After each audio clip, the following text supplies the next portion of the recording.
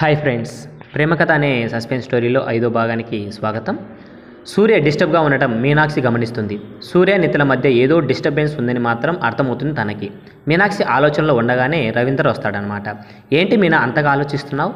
మనవాడికి ఏం పేరు పెట్టాలని ఆలోచిస్తున్నావా అని అంటాడు. కాదు, సూర్య గురించని అంటుంది. ఏమైంది వాడికి? సూర్య నిత్య సరిగ్గా లేరని అనిపిస్తుంది రవి అని అంటుందన్నమాట. నీకెందుకు అలా అనిపించింది అని అడుగుతాడు. నిన్న అర్ధరాత్రి సూర్య లాన్లో తిరుగుతూ ఉన్నాడు రవి, అంతేకాదు చాలా డిస్టర్బ్గా కనిపించాడు అని చెప్తుందన్నమాట మీనాక్షి రవీందర్తో. దానికే ఏదేదో ఊహించుకుంటే ఎలా? వాడు చేసేది పోలీస్ జాబ్, ఎన్నో టెన్షన్స్ ఉంటాయి అని అంటాడు. వాడిని ఈ చేతులతో పెంచాను రవి, వాడి గురించి నాకు తెలియదా? సూర్య ఎప్పుడు పర్సనల్ లైఫ్లోకి ప్రొఫెషనల్ లైఫ్ని తీసుకురాడు.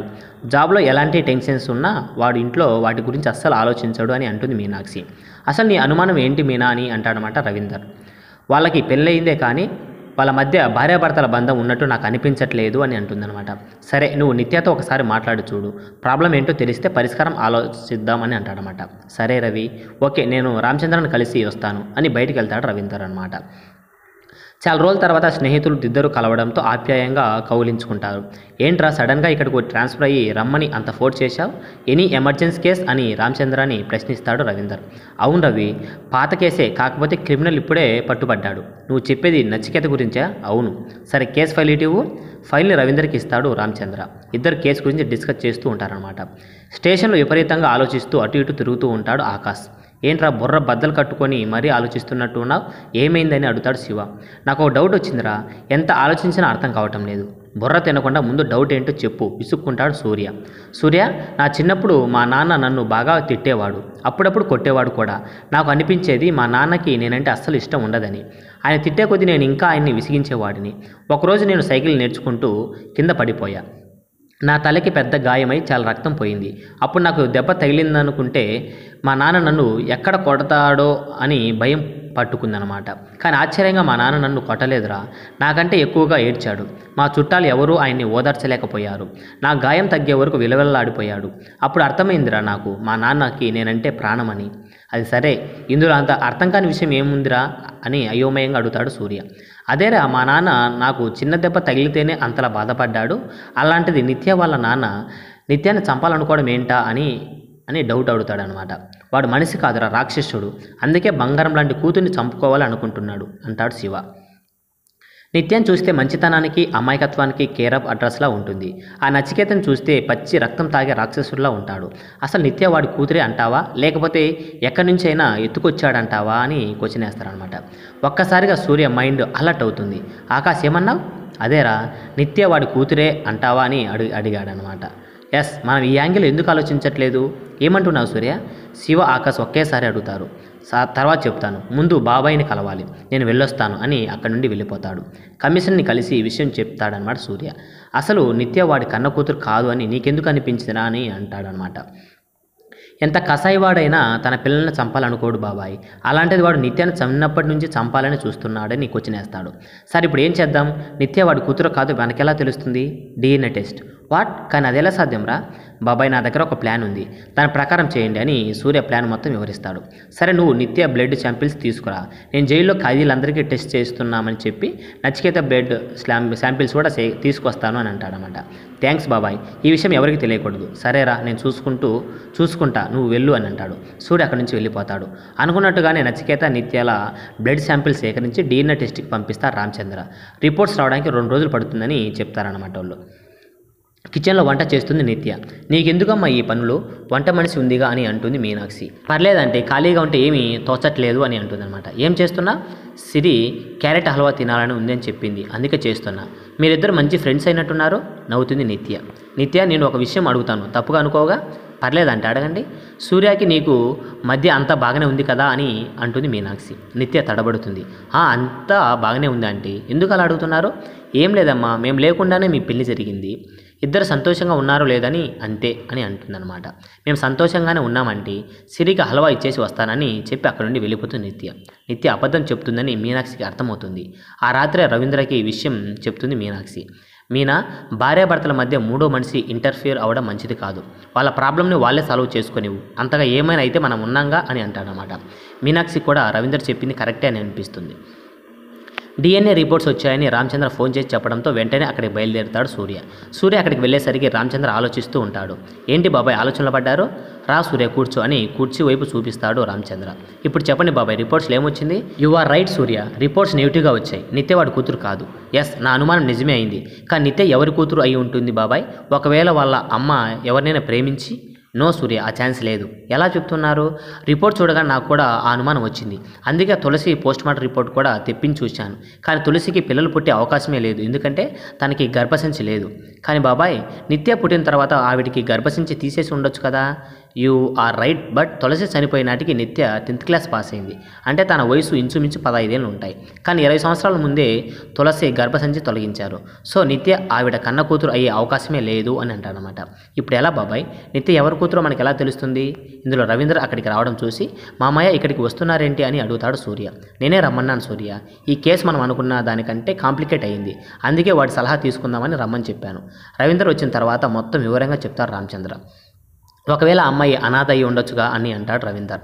అదే తెలుసుకోవాలి మామయ్య, కానీ ఎలా తెలుస్తుందో అర్థం కావటం లేదు. రవీందర్ కాసేపు ఆలోచించి, సూర్య తన చిన్నతనంలో జరిగిన సంఘటనలు ఏమైనా నిత్య నీతో చెప్పిందా అని అడుగుతాడనమాట. చెప్పింది మామయ్య, తను చెప్పిన ప్రతి విషయం నువ్వు నాకు చెప్పు, ఏది మిస్ కాకూడదు. సూర్య మొత్తం వివరంగా చెప్తాడు. అన్నీ విన్న తర్వాత ఆలోచనలో పడతాడు రవీందర్. నిత్య గురించి తెలిసిన తులసి ప్రాణాలతో లేదు. నచికేత చెప్పే అవకాశం అస్సలు లేదు. ఇక మిగిలింది ఆయా. కరెక్ట్ మామయ్య, ఖచ్చితంగా ఆయాకి నిజం తెలిసే ఉంటుంది. కానీ ఆవిడ ఇప్పుడు ఎక్కడ ఉన్నారో తెలియదు కదా? వెతికిద్దాం సూర్య, ఇప్పుడే ఎంక్వైరీ స్టార్ట్ చేస్తాను. తులసి కేసు డీల్ చేస్తున్నప్పుడు ఆయా ఫోటో కూడా తీసుకున్నా, కానీ అది 10 సంవత్సరాల క్రితం తీసిన ఫోటో. అయినా పర్వాలేదు, ప్రయత్నం చేద్దాం అని సూర్యకి నచ్చజెప్తాడు రామచంద్ర.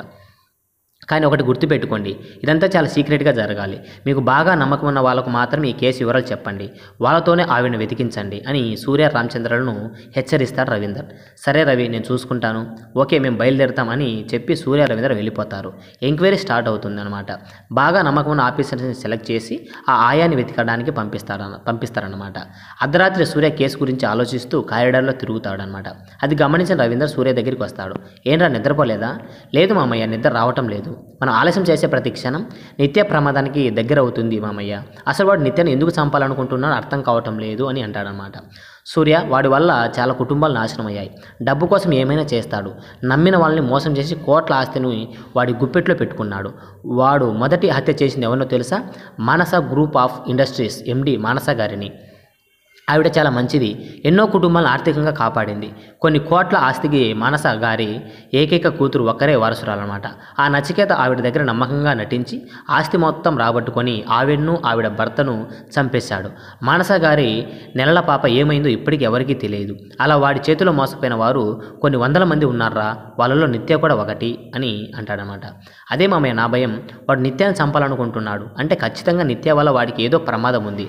వాడికి శిక్ష పడే వరకు నిత్యాన్ని ఎలా కాపాడుకోవాలో అర్థం కావటం లేదని అంటాడనమాట. అన్నీ సర్దుకుంటాయి, నువ్వు టెన్షన్ పడకు.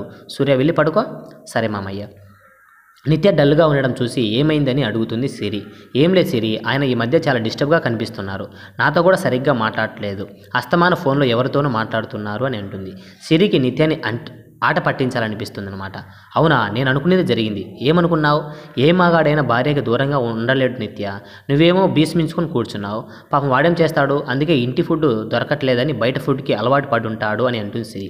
అదేంటి సిరి, నేను రోజు స్వయంగా నా చేతులతో వంట చేస్తున్నా, సూర్య కూడా ఇంట్లోనే భోజనం చేస్తున్నాడుగా, మరి బయట ఫుడ్ తింటున్నాడంటావేంటి అని అంటుంది. సిరి తల పట్టుకొని, వసే ముద్దు, ఫుడ్ అంటే అది కాదు అని చెవిలో ఏదో చెప్తుంది. చిచి, సూర్య అలాంటి వాడు కాదు. ఏం చేస్తాం నిత్య, నువ్వేమో వాడిని ముట్టుకోనివ్వట్లేదు.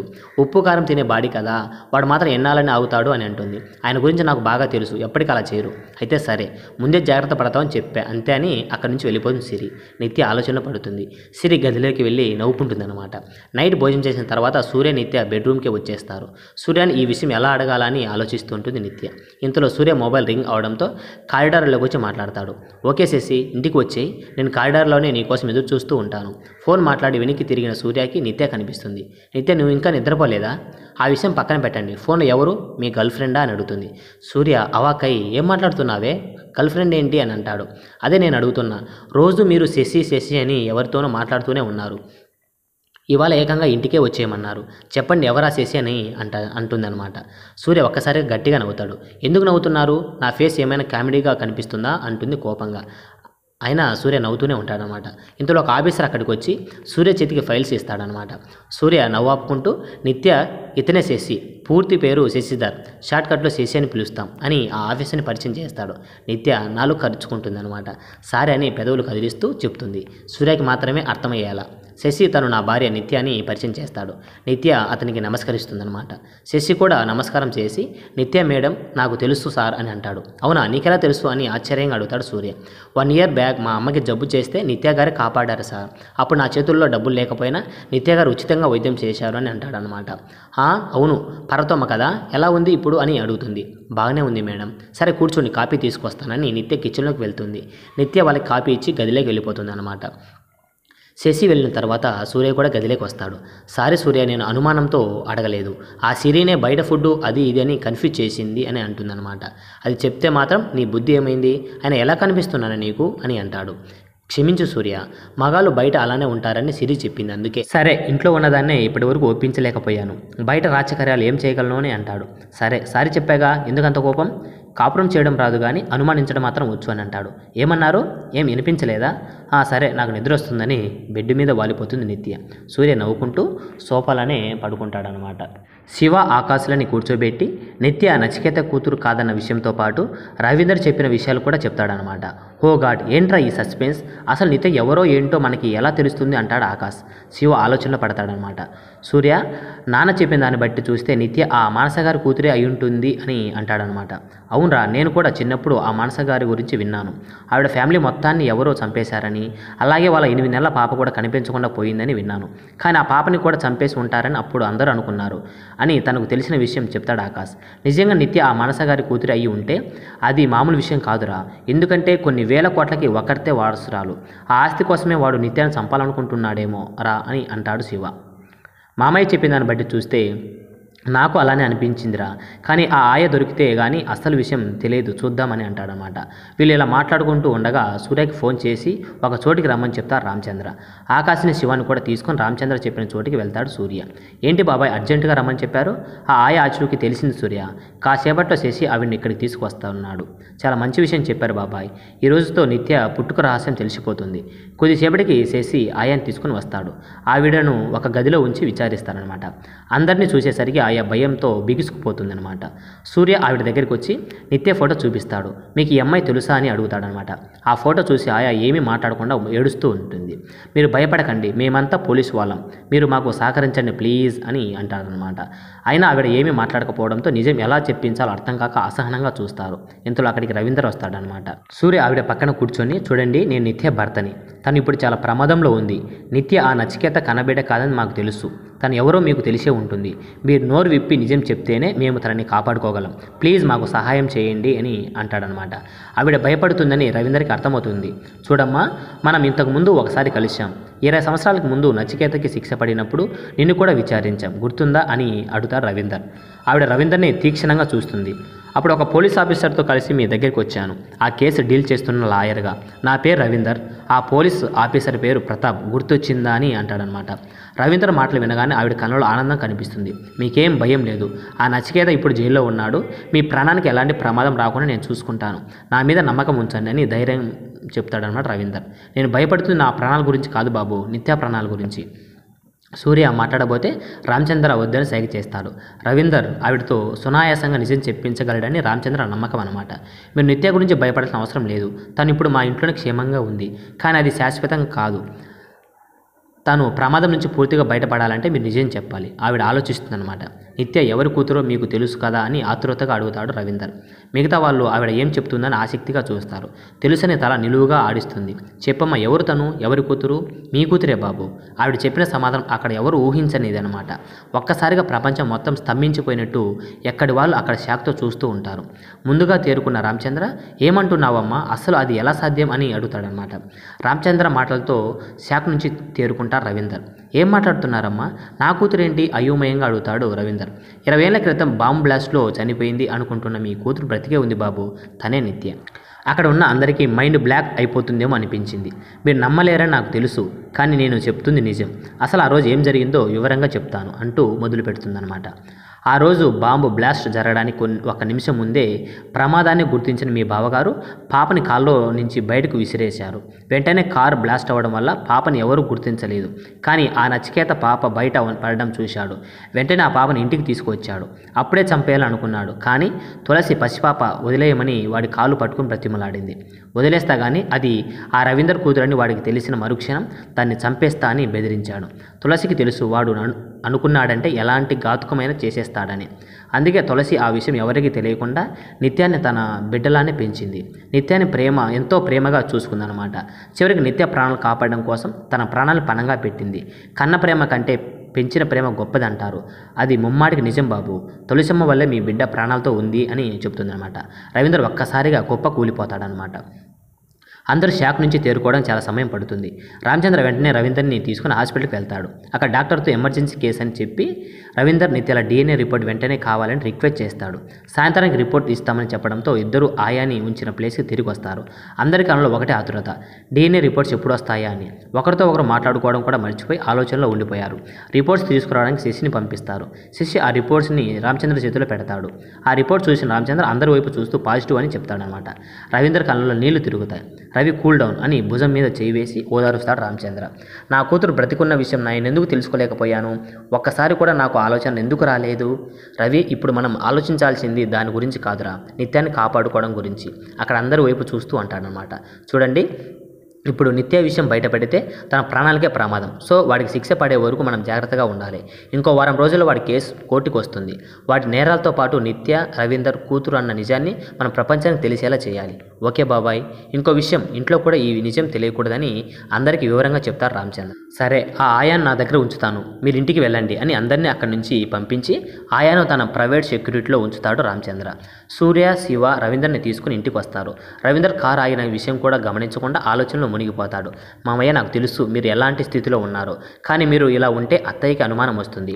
ఇంకో వారం రోజులు నిత్య మీ బిడ్డగా మీ దగ్గరికి వచ్చేస్తుంది అని అంటాడు. అవును నాన్న, సూర్య చెప్పింది నిజమే. మీరు మామూలుగా ఉండండి, లేకపోతే అమ్మ ఇట్టే కనిపెట్టేస్తుంది. సరే, మీరు కూడా జాగ్రత్తగా ఉండండి. ఎట్టి పరిస్థితుల్లోనూ ఈసారి నా కూతుర్ని వాడి నుంచి కాపాడుకోవాలి అని అంటాడు. సరే మామయ్య, ఇప్పటికీ లేట్ అయింది, ఇంటి లోపలికి వెళ్దాం.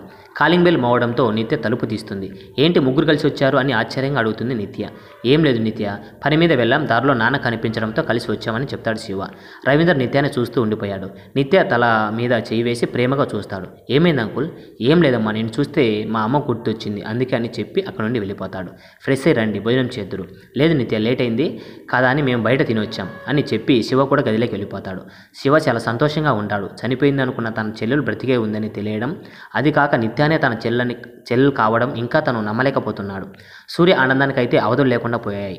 నిత్య గదిలోకి రావడంతో తన్నే చూస్తూ ఉండిపోయాడు. నిత్య చిన్నప్పటి రూపం తన కళ్ళ ముందు కదులుతూ ఉందన్నమాట. ఏమైంది, ఎందుకు అలా చూస్తున్నారు? నా మొహంలో ఏమైనా కోతులు ఆడుతున్నాయా అని అంటుందన్నమాట. సూర్య నవ్వుతూ నిత్య నడుము మీద చేయి వేసి తన దగ్గరికి లాక్కుంటాడు. ఇవాళ చాలా ముద్దొస్తున్నావు నిత్య అని అంటాడనమాట. అయితే మాత్రం ఎన్నో ఏళ్ల తర్వాత చూస్తున్నట్టు అలా చూస్తున్నారు అంటుంది నిత్య సిగ్గుపడుతూ. అవును, ఎన్నో ఏళ్ల తర్వాత నిన్ను చూస్తున్నట్టే ఉంది అని నిత్యాన్ని నుదుటి మీద ముద్దు పెట్టుకుంటాడు. ఇద్దరు ఒకరి కనులోకి ఒకరు చూసుకుంటూ ఉండిపోతారు. సూర్య ముందుకు వంగి నిత్య పెదవులపై ముద్దు పెడతాడు. నిత్య సిగ్గుపడుతూ సూర్య కౌగిలి విడిపించుకోవడానికి ప్రయత్నిస్తుంది. నిత్యకి ఆ ఛాన్స్ ఇవ్వకుండా తన కౌగిలి ఇంకా బిగిస్తాడనమాట. నాకు నిద్ర వస్తుంది సూర్య, వదలండి అని అంటుంది. దేవుడు నీకు అసలు రొమాన్స్ సెన్సే పెట్టలేదే, లేకపోతే ఇంత రొమాంటిక్ సీన్లో ఎవరైనా నిద్ర గురించి మాట్లాడతారా అని అంటాడు. ఎవరి గురించి నాకు తెలియదు, నాకు మాత్రం నిద్ర వస్తుంది, వదలండి సూర్య అని అంటుంది అనమాట. ఏం చేస్తాం, తప్పదు కానీ నిత్యను వదిలిపెడతాడు. నిత్య వెళ్ళి బెడ్డుపై పడుకుంటుంది. సూర్య కూడా వచ్చి బెడ్డుపై పడుకుంటారు. మీరేంటి ఇక్కడ? సోఫాలో నిద్ర పట్టట్లేదు నిత్య.